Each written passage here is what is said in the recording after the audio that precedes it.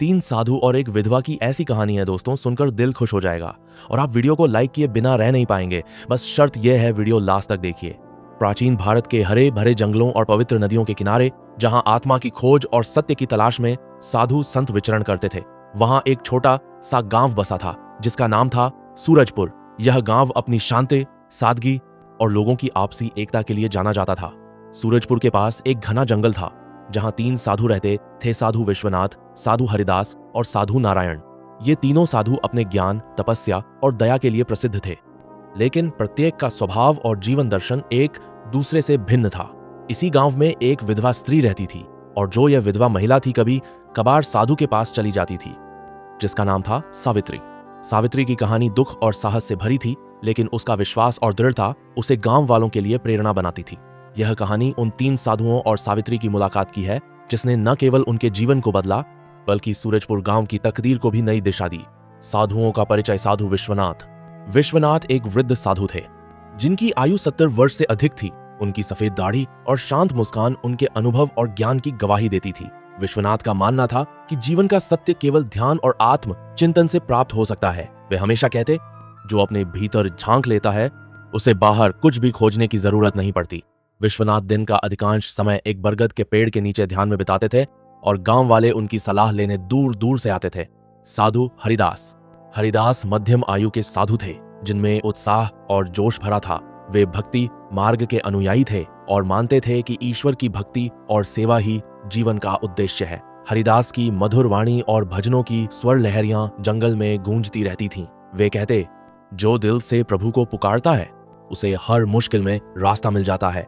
हरिदास अक्सर गांव में जाकर लोगों की मदद करते, चाहे वह बीमार की सेवा हो या बच्चों को कहानियां सुनाना। साधु नारायण। नारायण सबसे युवा साधु थे, जिनकी उम्र मुश्किल से 30 वर्ष रही होगी। वे कर्मयोगी थे और मानते थे कि बिना कर्म किए न ज्ञान प्राप्त होता है न भक्ति। नारायण का स्वभाव थोड़ा गंभीर था, लेकिन उनका हृदय दया और करुणा से भरा था। वे कहते, कर्म ही जीवन का आधार है। जो दूसरों के लिए कुछ करता है वही सच्चा साधु है। नारायण अक्सर जंगल में औषधीय पौधे इकट्ठा करते और गांव वालों को मुफ्त में दवाइयां बांटते थे। तीनों साधु एक ही आश्रम में रहते थे, जो जंगल के बीच एक छोटी सी कुटिया थी। हालांकि उनके विचार और दर्शन अलग थे, फिर भी वे एक दूसरे का सम्मान करते थे और मिलकर तपस्या करते थे। सावित्री की कहानी। सूरजपुर गांव के एक कोने में एक छोटा सा मिट्टी का घर था, जिसमें सावित्री अपनी 7 साल की बेटी राधा के साथ रहती थी। सावित्री की उम्र लगभग 35 वर्ष थी, लेकिन उसके चेहरे पर जीवन की कठिनाइयों की छाप साफ दिखाई देती थी। 5 साल पहले सावित्री के पति रामदास की एक बीमारी के कारण मृत्यु हो गई थी। तब से सावित्री ने अकेले ही अपनी बेटी का पालन पोषण किया। सावित्री गांव में दूसरों के खेतों में मजदूरी करती थी और सिलाई कढ़ाई का काम करके कुछ अतिरिक्त कमाई कर लेती थी। उसकी मेहनत और ईमानदारी की वजह से गांव वाले उसका सम्मान करते थे, लेकिन कुछ लोग उसकी विधवा स्थिति को लेकर ताने मारते थे। सावित्री इन तानों को चुपचाप सह लेती थी, क्योंकि उसका एकमात्र लक्ष्य था अपनी बेटी राधा को पढ़ा लिखाकर एक बेहतर जीवन देना। सावित्री का विश्वास भगवान पर अटल था। हर सुबह वह गांव के छोटे से शिव मंदिर में जाकर पूजा करती और अपनी बेटी के लिए सुख समृद्धि की प्रार्थना करती। लेकिन पिछले कुछ महीनों से सावित्री के सामने मुश्किलें बढ़ रही थीं। गांव में सूखा पड़ गया था, जिसके कारण खेतों में काम कम हो गया। सावित्री की कमाई इतनी कम हो गई थी कि राधा की स्कूल की फीस भरना मुश्किल हो रहा था।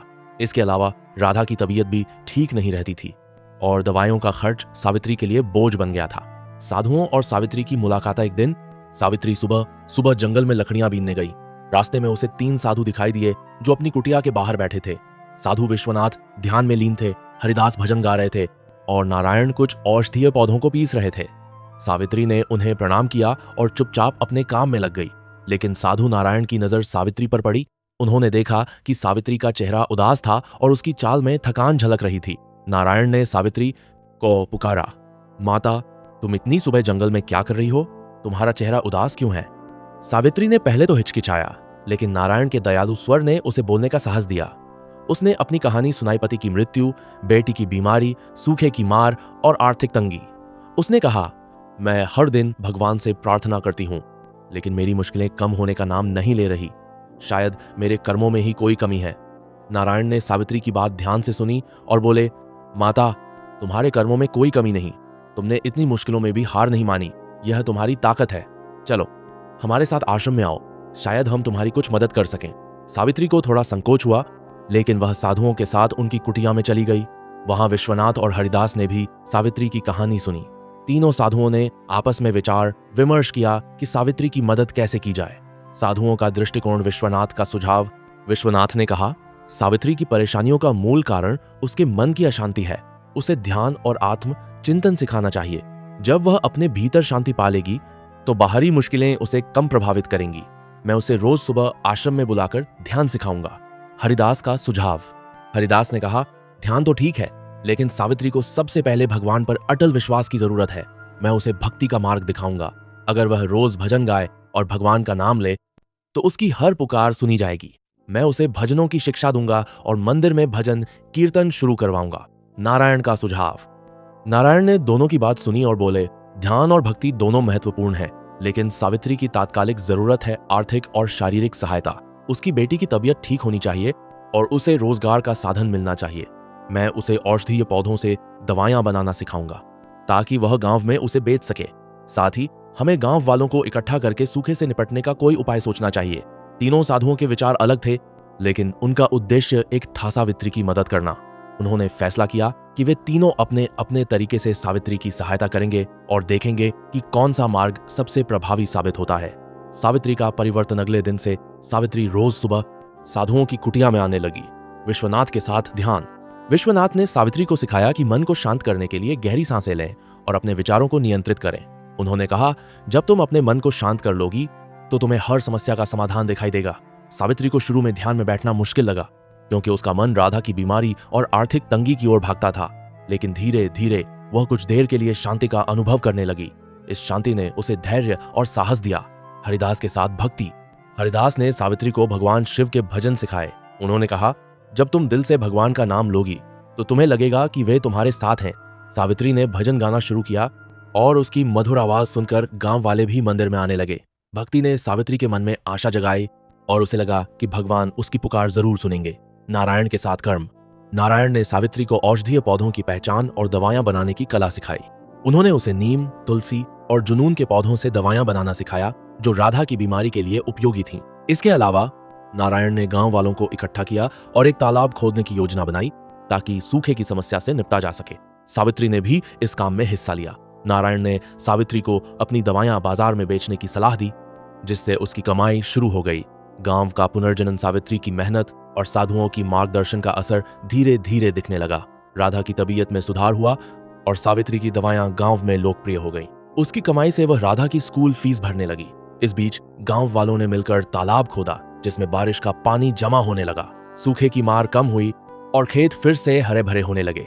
सावित्री की भक्ति और भजनों ने गांव में एक नई ऊर्जा भरी। लोग अब रोज मंदिर में इकट्ठा होते और भजन गाते। सावित्री का आत्मविश्वास बढ़ गया। उसने गांव की अन्य विधवाओं को भी दवाइयां बनाना सिखाया ताकि वे भी आत्मनिर्भर बन सकें। धीरे धीरे सूरजपुर गांव एकता और समृद्धि का प्रतीक बन गया। साधुओं का सबके एक दिन। तीनों साधु फिर से अपनी कुटिया के बाहर बैठे थे। सावित्री उनके पास आई और बोली, मैं आप तीनों की आभारी हूं। आपने मुझे न केवल जीने का तरीका सिखाया, बल्कि मेरे गांव को भी नई जिंदगी दी। लेकिन मेरे मन में एक सवाल है, आप तीनों के मार्ग इतने अलग थे, फिर भी मेरी मदद कैसे हो गई? विश्वनाथ मुस्कुराए और बोले, माता, ध्यान ने तुम्हें धैर्य और शांति दी, जिससे तुम्हें मुश्किलों का सामना करने की ताकत मिली। हरिदास ने कहा, भक्ति ने तुम्हारे मन में आशा और विश्वास जगाया, जिसने तुम्हें हार नहीं मानने दी। नारायण ने कहा, कर्म ने तुम्हें आत्मनिर्भर बनाया और तुम्हारी मेहनत ने तुम्हारी तकदीर बदली। विश्वनाथ ने अंत में कहा, सच तो यह है कि ज्ञान, भक्ति और कर्म तीनों एक ही सिक्के के अलग अलग पहलू हैं। जब ये तीनों मिलते हैं तो जीवन का हर लक्ष्य प्राप्त हो जाता है। सावित्री ने तीनों साधुओं को प्रणाम किया और बोली, आपने मुझे सिखाया कि मुश्किलें कितनी भी बड़ी हों, अगर मन में विश्वास, मेहनत और धैर्य हो तो हर रास्ता मिल जाता है। निष्कर्ष और नैतिक संदेश। सावित्री की कहानी सूरजपुर गांव में एक मिसाल बन गई। लोग अब उसे एक साधारण विधवा के रूप में नहीं, बल्कि एक प्रेरणा के रूप में देखते थे। तीन साधुओं ने न केवल सावित्री की जिंदगी बदली, बल्कि पूरे गांव को एक नई दिशा दी।